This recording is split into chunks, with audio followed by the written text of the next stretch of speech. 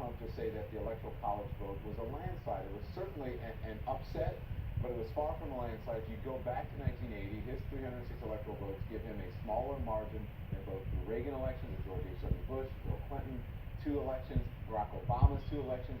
He tops only George W. Bush's 2 narrow wins. So can he call this a landslide? Why is he calling this a landslide? It's not a landslide. He did very well. He did win.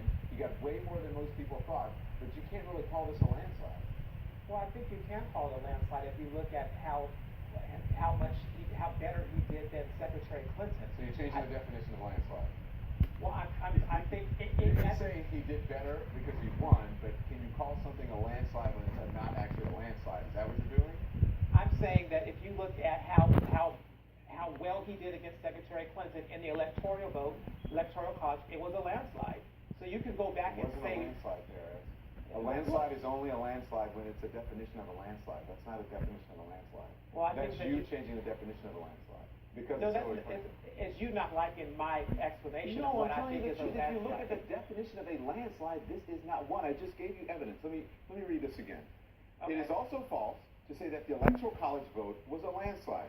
If you go back to 1980, and his 306 electoral votes give him a smaller margin than both Reagan, George W. Bush, Bill Clinton's 2 elections, Barack Obama's 2 elections. He only tops George W. Bush's 2 narrow wins.